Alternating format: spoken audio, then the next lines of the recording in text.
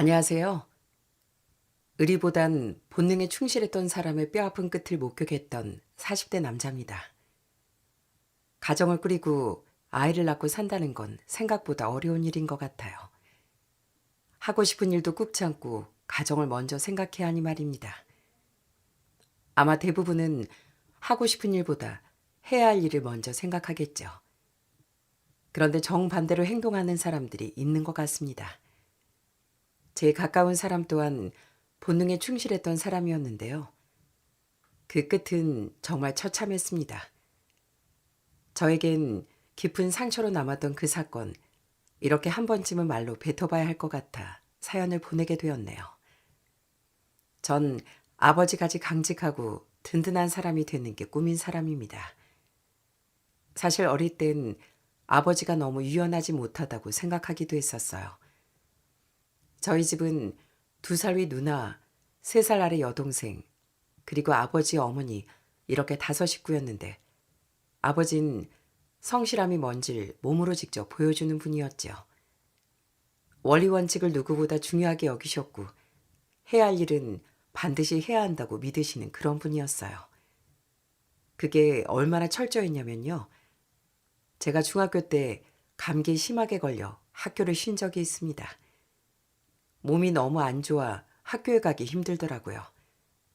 그런데 하루 학교를 빠지고서 그날 저녁 아버지가 퇴근을 하시더니 방문을 열고 딱 한마디 하셨습니다. 학생이 학생의 본분을 지켜야지. 아프다고 학교 빠지면 되겠어? 내일은 꼭 학교 가거라. 아버지, 저 아직 몸이 아픈데요. 병원 갔다 왔고 약도 받아왔잖아. 약 먹으면 괜찮아.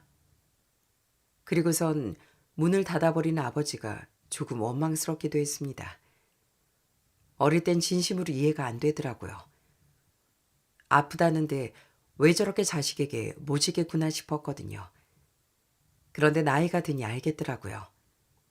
몸 하나 아픈 게 문제가 아니라 습관이 무너지는 걸 걱정하셨던 거죠. 한번 편하다고 생각하고 놓아버리면 그 다음이 힘들고 괴로우니 해야 할 일을 어떻게든 해야 한다고 생각하셨던 겁니다. 그 원칙 하나로 아버진 오래도록 직장 생활을 하셨고 은퇴까지 꾸준히 일을 하셨습니다. 그런 아버지 밑에서 자랐으니 저도 자연스럽게 성실하고 묵묵하게 일하는 게 당연하다고 생각하는 사람이 되었고요. 대학은 전기공학을 전공했고 졸업하고 나선 공기업 입사를 목표로 준비를 시작했습니다. 사실 취업이 이렇게나 어려울 줄 몰랐는데 생각보다 정말 쉬운 길이 아니더라고요. 공기업 입사를 준비할 땐 거의 1년은 꼬박 매일같이 도서관에 박혀 살았습니다. 아침에 나가 자정이 다 돼서야 집에 들어오는 생활이었죠. 그땐 제가 제일 선명하게 기억하는 장면이 하나 있습니다. 집에 들어오면 늘 거실에 불이 켜져 있었거든요. 처음엔 어머니가 깜빡하고 안 끄신 줄 알았는데 가보면 아버지가 소파에 앉아 계신 겁니다. 어? 아버지, 아직 안 주무셨어요? 벌써 자정이 다 됐는데 들어가 주무세요. 벌써 시간이 그렇게 됐냐? 대식이 이제 오는구나. 그래, 고생 많았다. 공부하느라 네가 고생이구나. 아니에요. 취업하려면 이 정도는 해야죠. 얼른 들어가 주무세요. 오냐, 너도 피곤할 텐데 얼른 들어가 자거라. 그렇게 짧은 대화를 나누고선 아버지가 방으로 들어가셨어요. 전 그저 아버지가 거실에서 깜빡 잠이 드셨다가 깨어난 줄 알았습니다. 그런데 나중에 어머니한테 듣기론 그게 아니었더라고요. 아버지가 제가 올 때까지 항상 거실에서 절 기다리고 계신 겁니다. 어쩐지 매번 집에 가면 아버지가 거실에서 TV를 보고 계실 때가 많았거든요. 전 아버지가 잠이 안 와서 그런가 보다 생각했는데 늦게까지 공부하는 아들이 걱정돼 제가 들어오는 걸 확인하려고 기다리신 거였죠. 그 얘기를 듣고 정말 마음이 뭉클했습니다. 묵묵히 제 뒤를 지켜주고 응원해 주신 아버지의 그 마음이 느껴져 전 더 열심히 준비를 해야겠다고 생각했었죠. 그리고 마침내 공기업에 합격했을 때 전 가족들에게 다 전화하고 문자를 돌리며 너무 기뻐했습니다. 아버지께도 역시나 말씀을 드렸어요. 그랬더니 아버진 딱 한마디만 하시더라고요. 그래, 수고했다. 크게 별말은 하지 않으셨는데 전 아버지의 그 말 속에 많은 뜻이 담겨 있다고 느껴졌습니다. 그날 아버지가 얼마나 좋아하셨는지 모른다며 어머니가 귀띔을 해주시기도 했어요. 어딜 가면 아들이 공격 합격했다고 자랑하신다는 어머니의 말에 웃음이 나오기도 했답니다. 그렇게 입사를 하고 전 아버지처럼 성실하게 직장 생활을 하겠다고 다짐을 했어요. 그렇게 30대를 보내고 있었네요. 그러다 제 인연을 만나게 된 건 30대 중반이 됐을 때입니다. 그 사람을 처음 봤을 때부터 느꼈던 건 나와는 완전 다른 사람이구나였어요. 사실 전 좀 조용하고 내성적인 편이거든요. 말수도 많은 것도 아니고 모임 같은 것도 별로 즐기지 않은 타입이었는데 그 여잔 저와 정반대였답니다. 밝고 활기차고 처음 만나는 사람한테도 스스럼 없이 말을 붙이는 스타일이었죠. 그 에너지가 제겐 굉장히 신선하게 느껴졌고 매력적으로 보이더라고요. 저뿐 아니라 그 여자도 저희 모습에 든든함을 느꼈고 그렇게 저흰 연애를 시작하게 됐습니다. 연애를 하면서 제 여자친구는 참 착하고 좋은 사람이라고 느껴졌어요. 정말 소소한 것에도 크게 기뻐하고 감사할 줄 아는 사람이었죠. 데이트를 하다 길거리에서 파는 자판을 보고선 여자친구가 신나서 구경하길래 그날 머리핀 하나를 사준 적이 있었네요. 그런데 그걸 받고선 하루 종일 너무 좋아하더라고요. 오빠, 이거 너무 예쁘지? 진짜 잘 산 것 같아. 그렇게 좋아? 그냥 좀 더 비싼 거 사주겠다니까. 왜? 난 이거 나한테 잘 어울리는 것 같아서 좋기만 한데. 비싸면 무슨 소용이야. 중요한 건 나한테 잘 어울리는 거지. 자, 봐봐. 어때? 잘 어울리지? 이것 봐. 원래 옷걸이가 좋으면 뭐래도 예쁘다니까. 싸고 비싸고가 중요한 게 아니야. 오빤 정말 복 받은 줄 알아야 돼. 이렇게 옷걸이 좋은 여자도 만나고 말이야. 그렇게 사줬던 1,000원짜리 머리핀을 여자친구 내내 하고 다녔고 그런 여자친구의 모습에 전 마음이 더 커졌던 것 같습니다. 1년 반의 연애 기간 동안 큰 다툼 없이 행복하게 연애를 한 끝에 저흰 결혼을 결심하게 되었어요. 그러다 결혼 준비라며 알게 된 사실 하나가 있었네요. 처가댁이 부모님이 이혼을 하셔서 장인어른 혼자이신 줄 알았는데 그 이유까지 모르고 있었답니다. 그러다 처음 인사를 가기 전 예비 아내가 할 말이 있다며 조심스럽게 얘기를 꺼내더라고요. 실은 우리 엄마 내가 중학생 때 바람이 나서 이혼하셨어. 아빠가 그래서 결혼에 대해 걱정이 좀 많으시거든. 이것저것 아빠가 물어볼 수 있는데 너무 마음에 담아두지 마. 아빠가 불안하셔서 그래. 그래도 오빤 듬직하고 든든하니까 분명 아빠가 좋아하실 거야. 아, 그런 일이 있었는진 정말 몰랐어. 근데 당신 늘 그렇게 밝았잖아. 노력하는 거지 뭐. 아빠가 한동안 너무 많이 힘들어하셨거든. 그래서 나랑 여동생이 아빠 기운 차리게 하려고 열심히 밝게 지냈거든.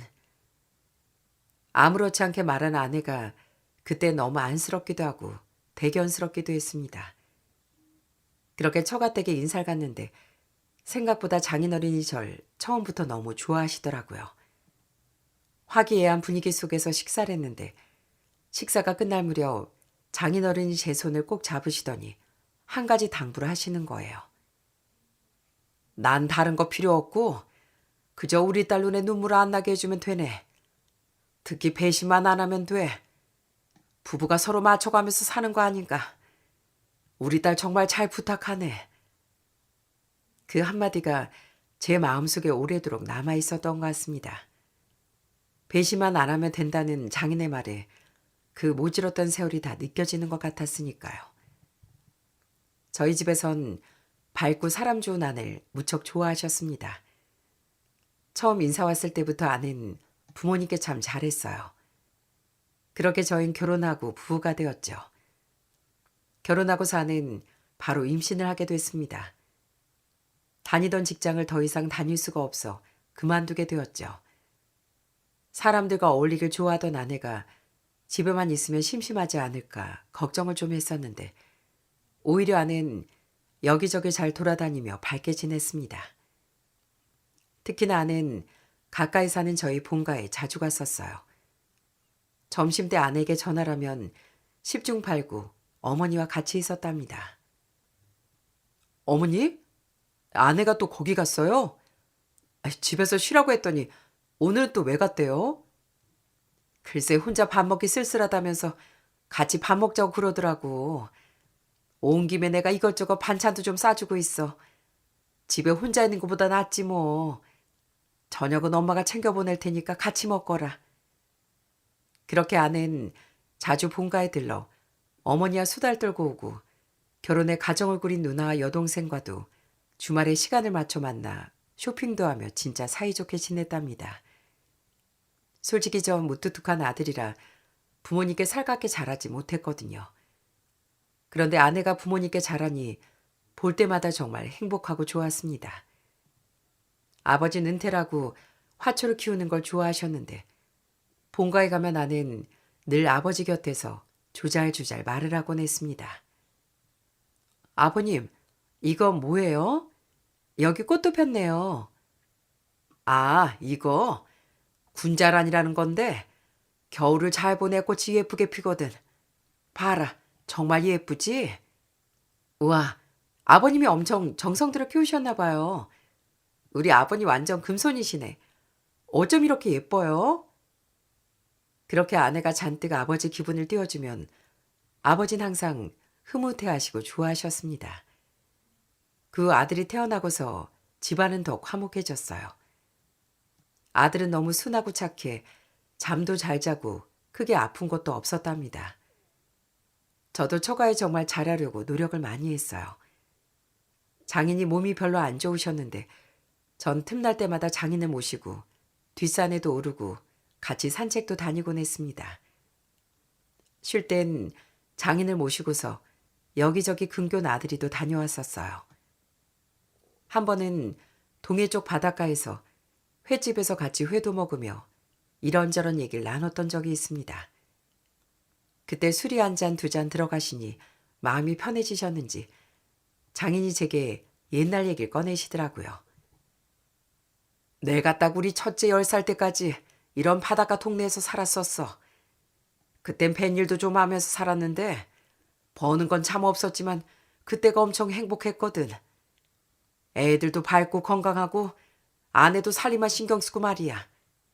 그때가 참 행복했지. 돈은 없어도 매일매일이 선물 같았던 것 같아. 지금도 행복하게 잘 지내시면 되죠. 아버님 언제든지 이렇게 여행 가고 싶으면 저한테 먼저 말씀하세요. 제가 얼마든 아버님 모시고 가겠습니다. 그래, 내가 사위 하나 잘 뒀구만. 우리 딸들한텐 괜히 상처가 될까 옛 이야기 한번 꺼내놓지 못했는데 자네랑 이렇게 술 한 잔씩 하다 보니 내가 별 이야기를 다 꺼내게 되네. 자네가 있어 그래도 마음이 한결 놓여. 든든한 애비가 아니라 늘 딸들한테 미안했거든. 그런 장인의 말을 들으며 저도 참 마음이 아팠습니다. 남자 혼자 두 딸을 키운다는 게 얼마나 힘든 일이셨을지 혼자 묵묵히 고통을 인내하고 참아냈을 걸 생각하니 장인이 정말 안쓰럽다는 생각이 들었어요. 같은 남자로서 장인이 좀 더 행복하고 건강하게 노후를 보내셨으면 좋겠다고 생각했습니다. 그래서 더 신경 써 처가에 잘하려고 했었죠. 이렇게 행복하게 가정을 꾸리고 나니 앞으로 잘 살기만 남았다고 생각했습니다. 그러다 아들이 돌이 지나고 아내는 다른 회사에 취직을 해 일을 시작하게 되었어요. 처음에 출근하기 전부터 아내가 어찌나 설레어 했는지 모릅니다. 전 회사에서 좋은 사람들을 만나 행복하게 지내던 아내였으니 회사 생활에 대한 기대가 많았던 거죠. 그런데 막상 회사를 다니며 점점 시간이 지날수록 아내가 힘들어하기 시작하더라고요. 무슨 일이 있냐고 물어도 처음엔 제대로 말도 안 하더라고요. 그렇지만 얼굴은 날이 갈수록 어두워졌습니다. 여보, 혹시 요즘 무슨 일 있어? 보니까 잠도 통 못 자는 것 같은데 무슨 일인데? 아니야. 갑자기 일하려고 하니까 그런가 봐. 피곤해서 그래. 나 괜찮아. 정말 무슨 일 없는 거 맞아? 요 며칠 내내 뒤척이잖아. 무슨 일 있으면 언제든지 얘기해. 혼자 끙끙 앓지 말고. 알았지? 알았어, 여보. 나 정말 괜찮아. 별일 없어. 신경 안 써도 돼. 말은 괜찮다고 했지만 아내 날이 갈수록 수척해져 갔습니다. 그러던 어느 날 새벽 잠결에 옆을 봤더니 아내가 사라지고 없더라고요. 어디 갔나 싶어 거실에 나가봤더니 전 그 광경을 보고 입을 다물 수가 없었네요. 아내가 글쎄 소파에 쭈그려 앉아 무릎 사이 얼굴을 파묻고 울고 있는 겁니다. 여보, 왜 그래? 어? 무슨 일인데? 당신 무슨 일 있는 거지? 그지? 여보, 나 사실은 회사 그만 다니고 싶어. 너무 힘들어. 이제 더는 못 버티겠어. 알고 보니 새로 들어간 회사 사람들과 아는 어울리질 못했던 거더라고요. 아이 어린이집 때문에 일찍 퇴근이라도 하려고 하면 다들 뒤에서 수군댔다더군요. 아이나 볼 것이지 왜 회사를 다녀 민폐를 끼치냐며 그 누구도 아내와 가까이 하지 않았다고 합니다. 그렇게 사람을 좋아하던 아내가 그 회사에 들어가고 나서부턴 표정이 어두웠던 게 바로 이런 이유 때문이었어요. 혼자 어떻게든 버텨보려 했지만 결국 한계에 도달한 겁니다. 자세히 들어보니 아내가 전 회사에서 능력도 인정받고 경력도 있다 보니 꽤나 좋은 직급의 연봉으로 들어가게 된 회사였는데 그게 시기줄줄 받게 된 거였나 보더라고요. 아내 눈물을 보고서 전 너무 화가 나고 열이 받았습니다. 당장 그런 회사는 때려치우라고 말하고 결국 아내는 회사를 그만두게 됐어요. 문제는 그만두고 나서도 아내의 우울증이 심해졌다는 겁니다.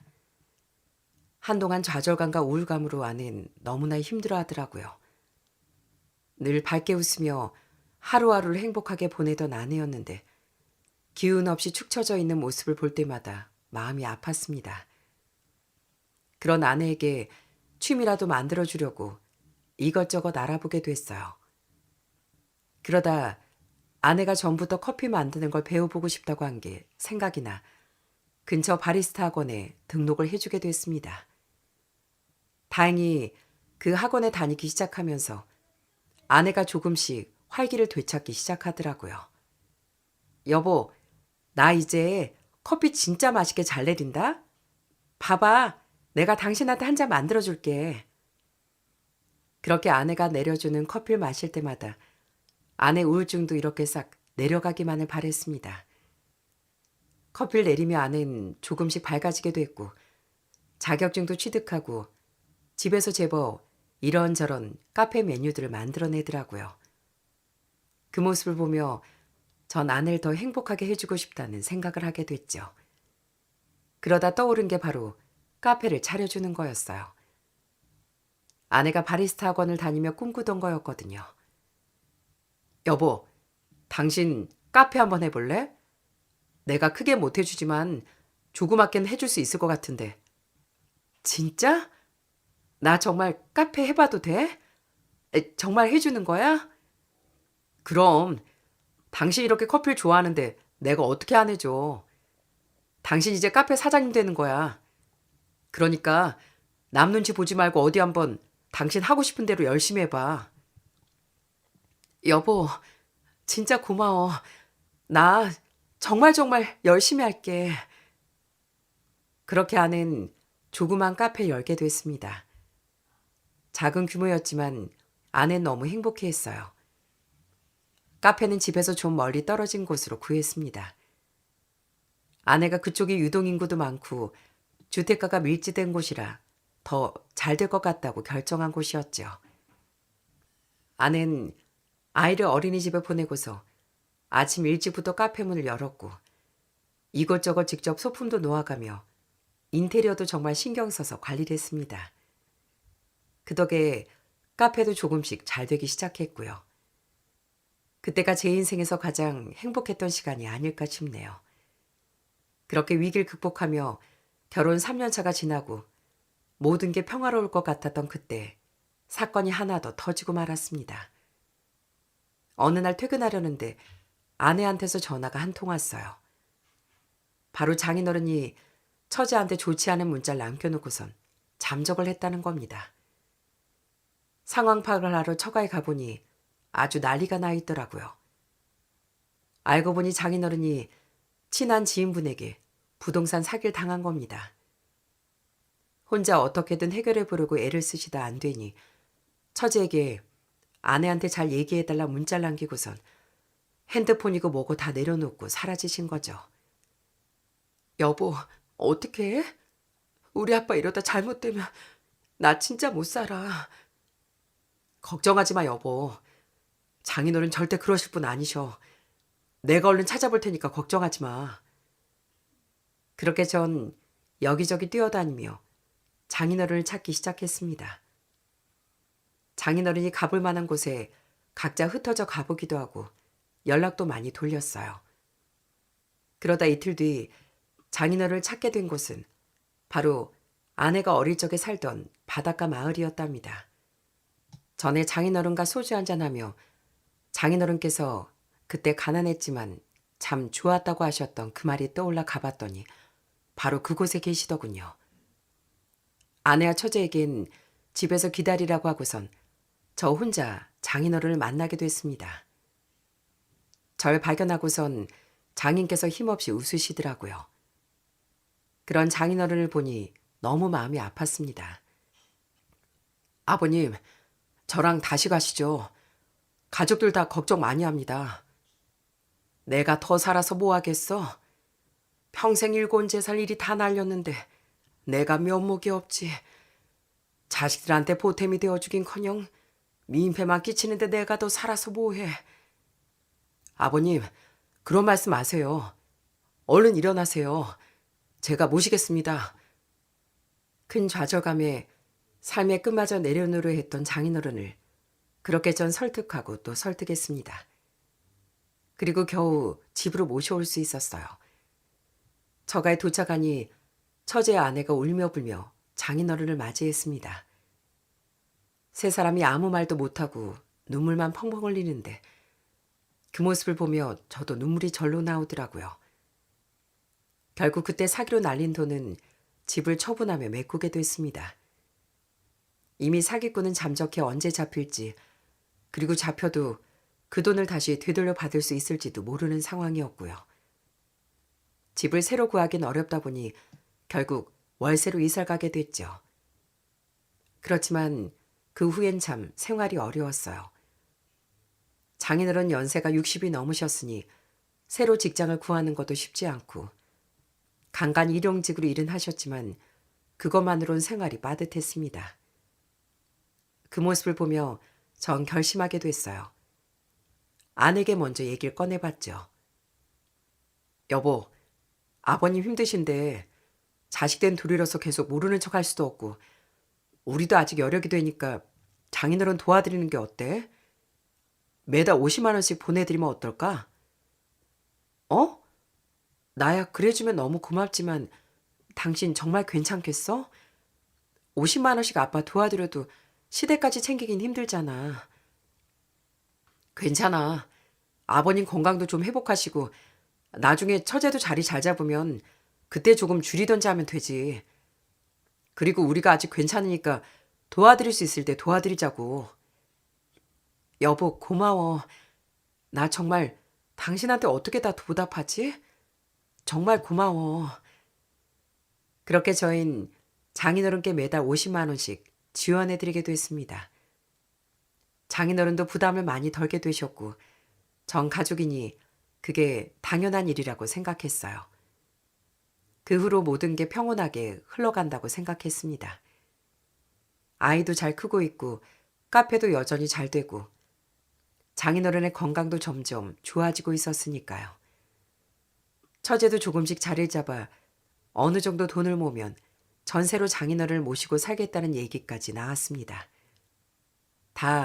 다시 제자리를 찾고 있다고 생각했어요. 그런데 결혼 6년 차가 지나면서부터 점점 아내 행적이 수상해지기 시작했습니다. 원래 카페에 갈 땐 되도록 편한 옷을 입고 가던 아내였거든요. 그런데 어느 날부턴가 엄청 꾸미고 카페를 가기 시작한 겁니다.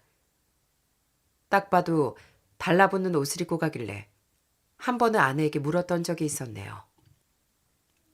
여보, 그렇게 옷을 입고 가면 가서 일하기 좀 불편하지 않아? 왜? 예쁘잖아. 원래 카페 주인이 예뻐야 손님들도 많이 온다고. 요즘 얼마나 손님들 많아졌는지 당신 모르지? 이제 너무 편하게 있어도 안 되는 거야. 그땐 아내 말에 그냥 수긍했습니다. 적어도 카페 운영 전략 중 하나인가 보다 생각했었죠. 그러던 어느 날이었어요. 외근을 나갔다 돌아오는 길이 마침 아내 카페 근처 지나치는 길이었답니다. 같이 외근 나간 동료한테 커피도 사줄 겸 겸사겸사 깜짝 방문을 하게 됐죠. 그런데 카페에 딱 들어갔더니 아내가 카운터에 있는 게 아니라 한 테이블에 누군가 앉아 있더라고요.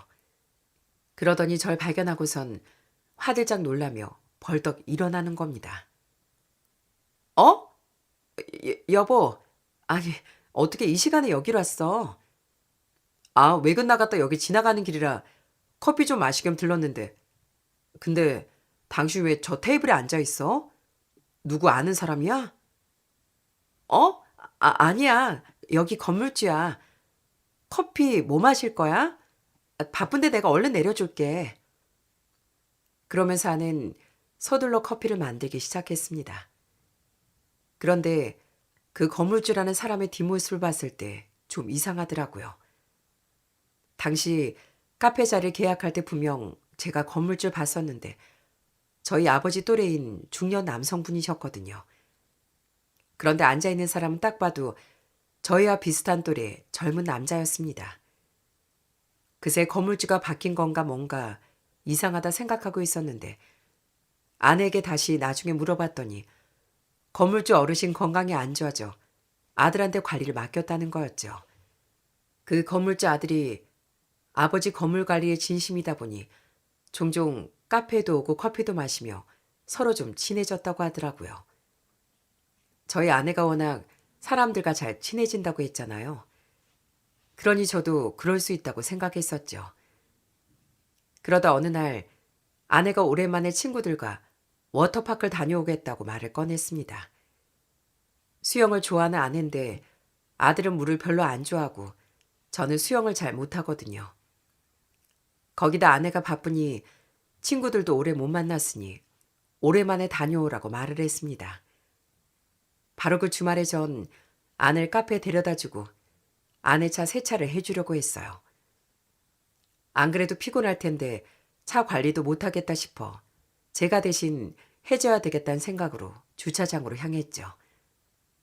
그러다 차 트렁크를 열게 됐는데 못 보던 짐이 하나 있더라고요. 보니까 수영복이 담겨있는 조그만 가방인데 짐을 보니 남자 트렁크 수영복 같은 겁니다. 이게 뭐지 싶어 짐을 빼두고 나중에 카페가 끝나고 아내에게 물었습니다. 여보, 이거 아까 당신 차 세차하라고 보니까 있던데 이거 누구 거야? 딱 봐도 사이즈가 여자 사이즈는 아니던데. 어? 아, 이거? 아, 맞다. 그 있잖아. 내 친구 중에 보람이. 당신도 알지? 보람이 키도 크고 운동해서 덩치도 좀 있는 거. 걔가 안 그래도 수영복 없어졌다던데 거기 떨어졌나 보네. 아, 그래? 그나저나 왜 내 차 세차를 해? 다음엔 나한테 좀 미리 얘기해줘. 갑자기 그러면 나도 당황스럽지.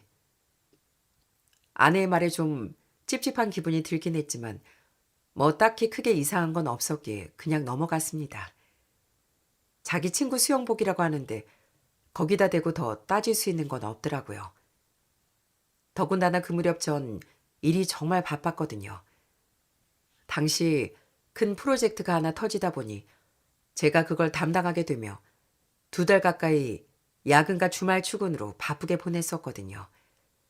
집에 들어오면 밥 먹고 쓰러져 자기 바빴었고요. 아이 얼굴도 제대로 못 볼 만큼 바쁜 시간을 보내고 있던 상황이었죠.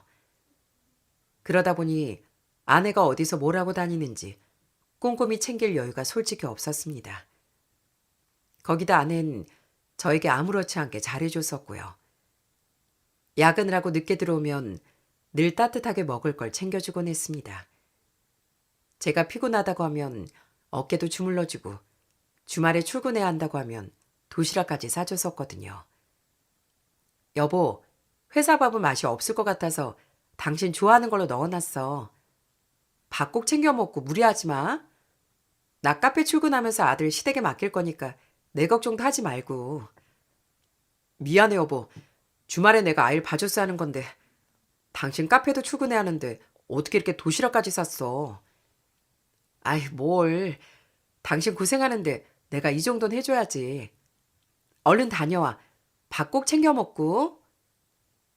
그렇게 제게 잘해주는 아내를 보며 전 왜 이 사람을 의심했나 싶어 오히려 부끄럽기까지 했습니다. 설마 이렇게 잘해주는 사람이 그럴 리가 없다고 생각하며 스스로를 다독였죠. 그런데 사람이 잘해주면 의심하기가 더 어렵더라고요. 수상한 행적이 보이더라도 아닐 거야 하며 그렇게 넘어가게 됐던 것 같습니다. 그러던 어느 주말이었어요. 제가 아이를 보고 있는데 아이가 아내 가방에서 물건들을 꺼내놓고 놀고 있더라고요. 평소에 잘 쓰는 가방은 아니었는데 그 안에 뭐가 그렇게 많았는지 물건들이 잔뜩 꺼내져 있길래 서둘러 정리를 하고 있었죠. 그러다 종이 하나가 핑그르르하며 바닥으로 떨어졌습니다. 보니까 음식점 영수증이더라고요. 처음엔 저도 별 생각 없이 버리려고 했는데 문득 그 영수증 속 주소가 눈에 들어오더군요. 그리고 그 주소를 본 순간 전 경악하고 말았습니다. 집 근처도 아니고 카페 근처도 아니고 멀리 떨어져 있는 남이섬이더라고요. 그때부터 심장이 쿵하고 내려앉는 느낌을 받았습니다. 결국 전 아내 차 블랙박스 메모를 교체해 살펴보게 됐죠. 그리고 어마어마한 진실을 목격하게 됐습니다. 아내는 바람을 피우고 있던 거였어요. 그런데 그 당사자가 누군지 아시나요? 바로 건물주 아들이었어요. 아내 차량 블랙박스를 보니 아내는 건물주 아들과 다정하게 껴안는 모습들이 계속 찍혀 있더라고요. 그 장면을 보는데 정말 제 눈앞에 번개가 친 것처럼 아찔했습니다. 이걸 어떻게 해야 하나, 당장 아내에게 따져 물어야 하나 고민을 하던 찰나 아내가 카페를 마치고 집으로 왔더라고요. 그런 아내를 보고 분노가 치밀어 올랐지만 일단은 아이가 있으니 겨우 분노를 사귀고 아내에게 물었습니다. 당신 혹시 남이섬에 갔었어? 이거 영수증 떨어져 있던데. 어? 이거? 아니 지난번에 나 친구 만나러 갔다 온다고 했잖아. 그때 걔가 남이섬에 갔다 오자고 해서 갔다 왔지 뭐. 이게 어떻게 거기 떨어져 있지? 그러면서 또 친구 핑계를 대는 아내를 보며 정말 속으로 부글부글 열이 끓어올랐습니다. 그날 저녁 전 잠도 이루지 못하고 내내 뒤척였어요. 아내 핸드폰을 열어봤더니 미처 지우지 못한 메시지도 확인하게 되었고요. 두 사람은 마치 연인처럼 메시지를 주고받고 있었더라고요. 다음 날 평일이었지만 전 회사에 몸이 안 좋다고 얘기를 하고 일을 쉬고 직접 증거를 찾고자 아내에게 말하지 않고 카페로 찾아갔습니다. 역시나 오픈 시간에 맞춰 갔더니 그곳에서 두 사람이 다정히 또 카페에 앉아 있더군요. 그걸 발견하고선 저도 이번엔 화를 주체할 수 없었어요. 바로 달려가 소리를 쳤죠. 지금 이게 도대체 여기서 뭐 하는 짓이야? 여보, 당신 카페 차려줬더니 여기서 이러고 있었어? 이러고 있었던 거냐고. 어떻게 아이까지 있는 사람이 바람을 펴? 여보, 그게 아니고. 제가 그렇게 화를 내자 웃기게도 그 상간남은 꽁지 빠지게 도망을 가버리더라고요. 상간남을 붙잡으려고 하자 아내는 제 팔을 부여잡고 놓지 않은 채 울며불며 빌기 시작했습니다. 여보, 진정해. 내가 잘못했어. 내가 정말 잘못했어. 진정? 내가 지금 진정하게 생겼냐? 왜? 건물주 아들이니까 이 카페라도 당신 거 만들 수 있을 거라 생각한 거야? 그런 거냐고. 나 몰래 여기서 바람 피우니까 좋았니? 좋았냐고. 그렇게 고래고래 소리를 치자 건물의 다른 상인들도 모두 몰려와 그 장면을 목격했고 출근길이라 지나던 사람들도 모두 그 소리를 듣게 됐습니다. 그렇게 한바탕 난리가 나고 아내는 그 뒤로 집에 들어오지도 않았어요. 아마 카페에서 먹고 자고 하는 것 같더라고요. 저 역시 혼자 이런저런 고민을 하며 마음을 정리하고 있었네요. 사실 그때 미처 신경을 쓰지 못한 게 하나 있습니다. 바로 장인어른이었어요. 솔직히 처가댁에 신경을 쓸 겨를도 없었긴 했네요. 그런데 마침 다음날 장인에게 50만 원을 보내는 날이었습니다. 원래는 꼬박꼬박 제 날짜에 아니면 좀 이르게 돈을 보내드렸는데 그땐 충격 속에 아무것도 못하고 장인어른께 말할 생각도 못했었네요. 그러다 이틀 정도 지나 장인의 전화가 왔더라고요. 아내가 장인에게 얘기라도 한 건가 싶었는데 받아봤더니 그게 아니더라고요. 그래, 김서방. 많이 바쁜가? 네, 아버님, 무슨 일이시죠? 다름이 아니고 이번 달에 돈이 안 들어왔더라고. 무슨 일이 있는가 싶어서 내가 전화했네. 자네 별일 없는 거지? 매번 꼬박 들어오다가 이번에 딱 지나길래 뭔 일 있나 싶어서 말이야. 우리 딸도 전화도 안 받고. 역시 나는 장인어른에게 자신의 상황을 얘기도 못 꺼낸 것 같더라고요. 아무것도 모른 채 제게 말하는 장인어른의 목소리를 들으며 전 울컥할 수밖에 없었네요. 저 아버님 죄송하지만 앞으로는 돈 못 보내드릴 것 같습니다. 아니 왜? 자네 갑자기 그게 무슨 소린가? 회사를 그만두기라도 한 거야? 아니면 카페 무슨 일이라도 있는 거야? 그래서 우리 딸이 전화를 안 받는가? 그건 아닙니다. 아니 그럼 이유가 뭐야? 이유라도 내가 알아야지. 안 그래도 자네 힘든데 내가 염치 없이 계속 자네한테 돈 받았던 게 미안하고 마음에 영 걸렸었어. 그래도 왜 끊었는지 이유라도 알려주게. 내가 도와줄 수 있는 건 나도 도와야지. 장인의 따뜻한 목소리에 전 목이 메이는 것 같더라고요. 사실 장인께선 늘 저에게 돈을 받는 걸 미안해 하셨거든요. 제가 제대로 말을 하지 못하자 장인께선 분명 무슨 일이 있다는 걸 알게 되셨습니다. 장인께 사실을 말해야 하나 고민하다 결국 전 그동안 있었던 이야기를 모두 털어놓게 되었죠. 제 말을 듣는 내내 장인께선 한마디도 하지 못하셨어요. 아버님, 정말 죄송합니다. 저 더 이상 아내랑 못 살 것 같습니다. 이제 그만하려고요. 자네 정말 미안하네. 난 내 딸이 설마 그럴 줄은 몰랐네. 정말 미안해. 근데 혹시 마지막으로 내 부탁 하나만 들어줄 수 있겠는가? 그러고선 전 장인의 말을 듣고 전화를 끊었습니다. 그 후 전 아내에게 얘기를 하자며 집으로 오라고 메시지를 보냈어요. 이렇게 서로 얘기도 안 하고 시간만 허비할 게 아니라고 하니 아내도 알았다고 집으로 가겠다고 답장이 왔더라고요. 그리고 얼마 후 아내가 집에 도착했습니다. 아내는 별말하지 않고 소파에 앉아 있더라고요. 그러면서 뻔뻔하게 얘기를 하더군요. 당신한테 미안해. 그렇지만 사람의 마음이라는 게 그렇잖아. 나도 처음부터 그러려는 생각은 아니었어. 그런데 만나다 보니 말도 잘 통하고 기분도 좋게 해주고 그래서 몇 번 만난 것뿐이야. 뭐? 지금 이 상황에 어떻게 당신 그렇게 당당하게 얘기를 해? 알았어. 알았다고. 다시는 안 그럴 테니까 용서해줘. 내가 다 정리할게. 정리? 뭐 어떻게 정리할 건데? 카페라도 뭐 다 때려치울 거야? 그럴 거냐고. 아니, 카페를 왜 때려치워? 그냥 안 만나면 되잖아. 역시 나는 끝까지 뻔뻔하게 굴었습니다. 그저 그 상간남을 안 만나면 되는 거 아니냐고 말하는 아내를 보며 정말 기가 차는 거 있죠? 그런데 그때 초인종이 띵동하고 울렸습니다. 초인종이 울리자 아내가 깜짝 놀랐어요. 뭐야, 누구 오기로 했어? 전 아내 물음에도 대답하지 않은 채 현관문을 열었습니다.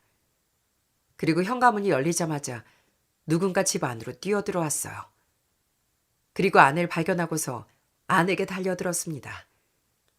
그 사람은 바로 장인어른이었어요. 장인어른을 보고선 아내는 기겁을 하며 제 뒤로 숨었습니다. 아빠, 그게... 이게 어떻게 지 엄마랑 똑같을 수가 있어? 네가 어떻게... 아빠가 지금 거 어떻게 버티며 산 줄 뻔히 알면서 네 엄마랑 똑같은 행동을 해?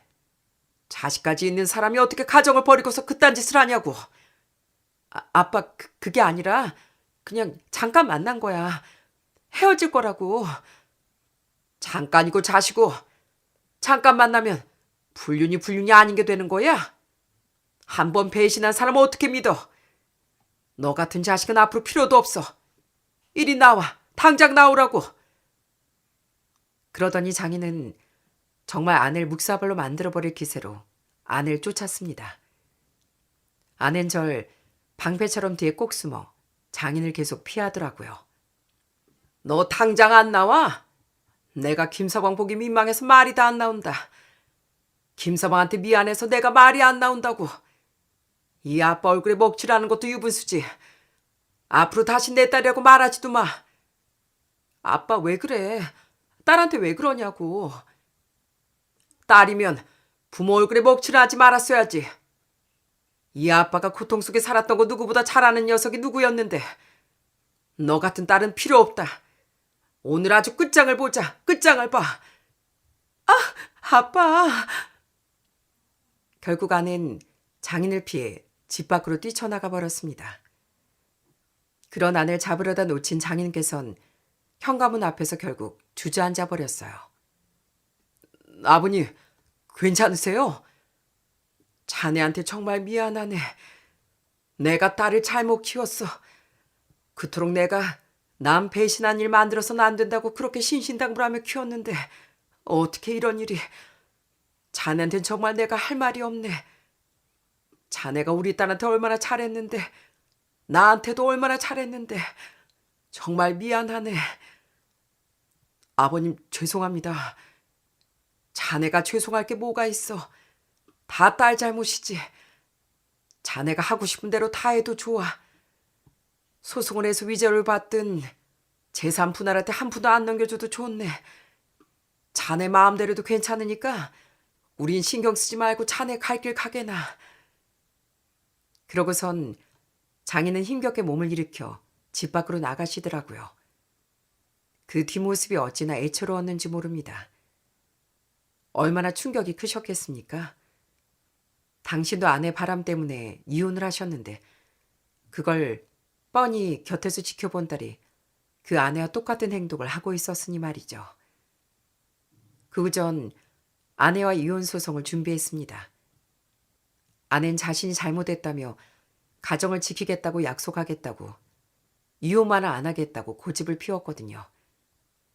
전 그런 아내에게 이혼 소송과 함께 상간남 소송도 진행하겠다고 통보한 상황이었답니다. 그런데 얼마 후 더 큰 사건이 하나 터져버리고 말았어요. 며칠 뒤 아내에게서 전화가 왔더라고요. 전화를 받아보니 울며 불며 제게 다급하게 말을 했습니다. 여보, 나 이제 어떡해? 나 망했어.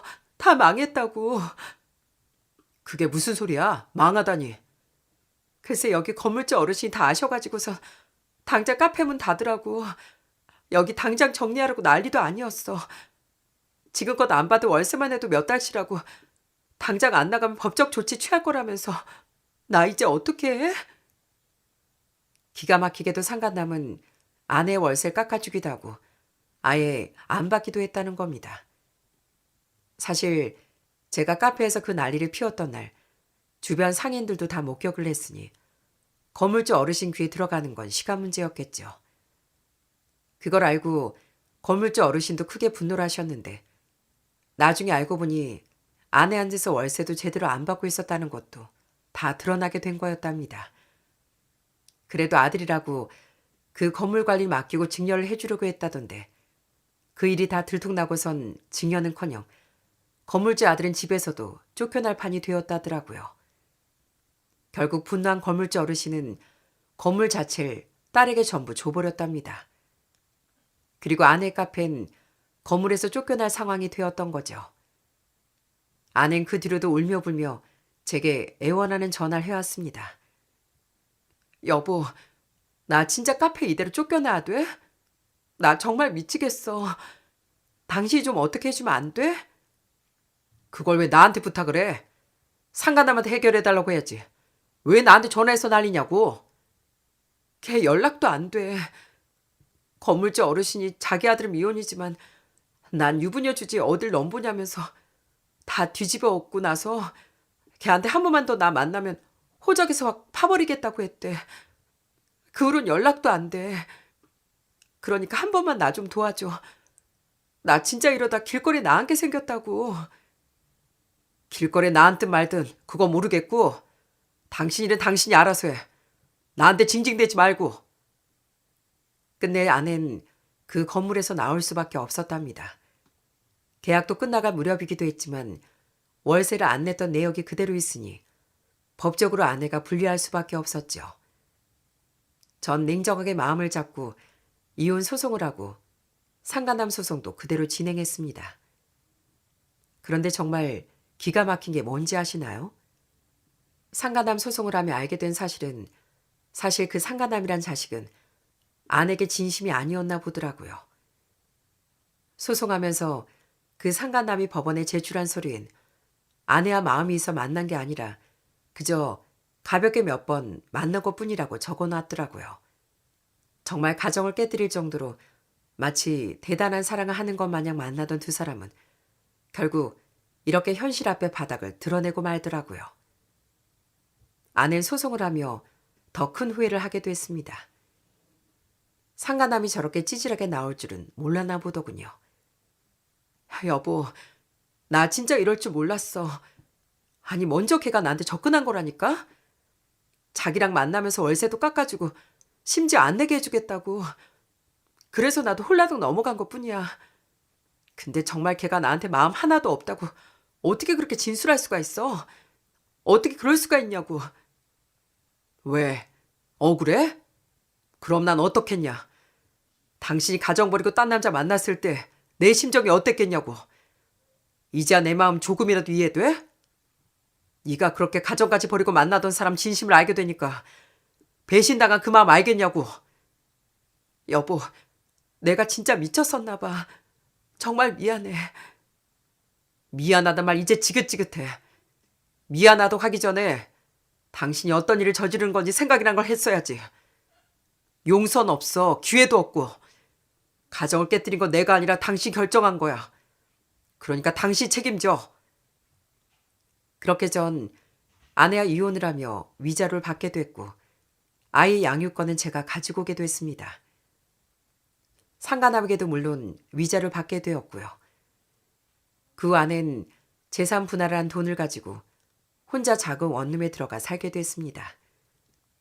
처가 식구들은 아예 아내를 내놓은 자식으로 여기고 있더라고요.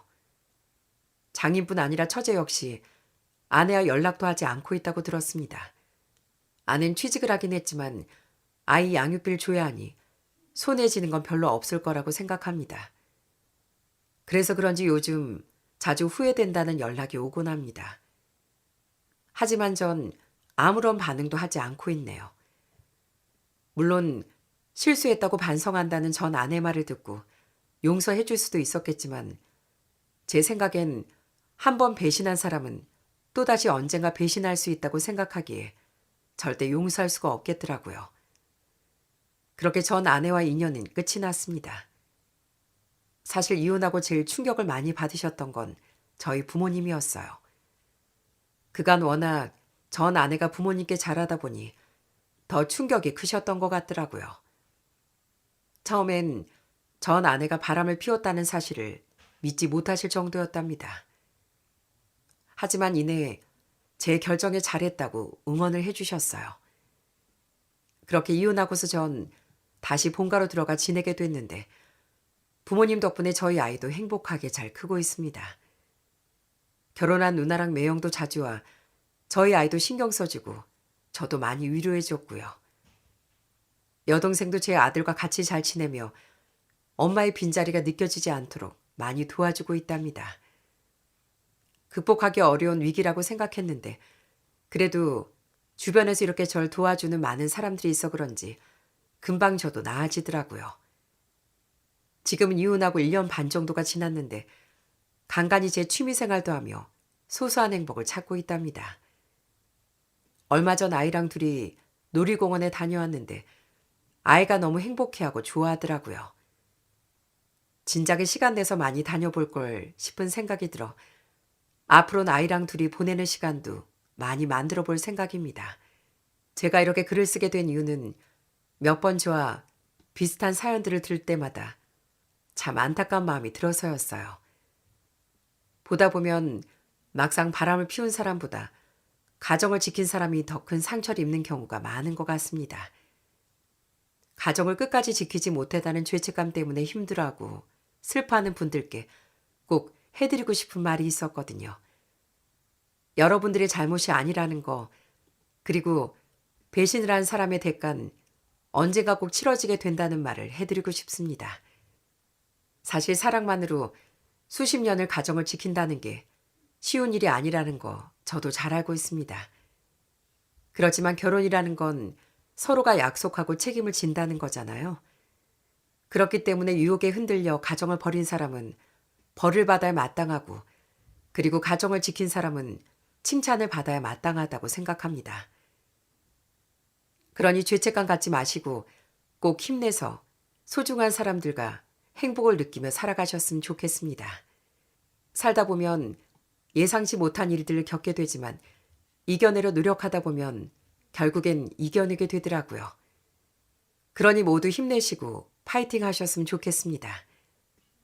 그럼 지금까지 제 긴 이야기 들어주셔서 정말 감사드립니다.